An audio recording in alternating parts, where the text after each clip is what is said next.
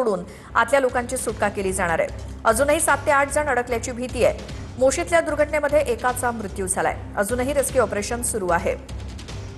आमचे प्रतिनिधी प्रदीप कापसे आपल्या सोबत आहेत।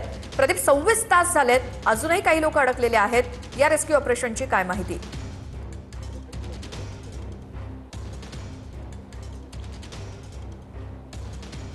श्वेता, अगदी बरोबर आहे। खरं तर 26 तास उलटून गेलेले आहेत, मात्र आतमध्ये अडकलेल्या लोकांचा अजूनही संपर्क होऊ शकलेला नाहीये। इमारत जी आहे ती धोकादायक स्थितीमध्ये होती, त्यामुळे रेस्क्यू करताना इमारत खाली पडणार नाही यासाठी जवान जे आतमध्ये रेस्क्यू करण्यासाठी उतरवण्यात आलेले होते, ते जवान हाताने आतला मलबा असेल, त्याचबरोबर जो काही राडारोडा पडलेला होता तो बाजूला करत होते। मात्र आता त्या लोकांचा संपर्क होत नाही आणि मोठ्या प्रमाणावरती कचरा जो आहे तो थेट इमारतीमध्ये गेल्यामुळे हाताने जे आहे रेस्क्यू करणं अवघड झालेलं आहे। त्यामुळे आपण पाहतोय की इमारतीचा आता एक एक करून भाग जो आहे तो तोडायला सुरुवात केलेली आहे, कारण जवळपास आता 26 तास उलटून गेलेले आहेत।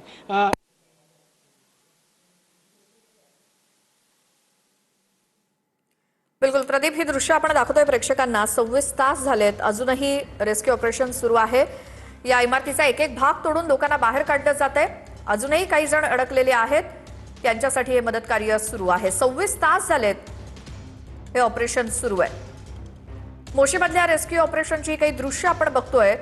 जे जवान तिथं काम करतायत, रेस्क्यू करतायत, ते अक्षरशः या ढिगाऱ्याखाली जाऊन लोकांना बाहेर काढण्यासाठी आतोनात प्रयत्न करतायत।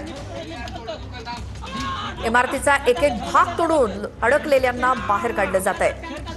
तब्बल 26 तासांचं रेस्क्यू ऑपरेशन हे अजूनही सुरू आहे, कारण अजूनही काही लोक आतमध्ये अडकलेली आहेत।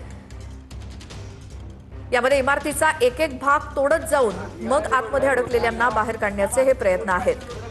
एका कामगाराचा यामध्ये मृत्यू झालाय, मात्र अडकलेले हे काही लोक अक्षरशः या ढिगाऱ्यात खालनं बाहेर काढण्याचा हा प्रयत्न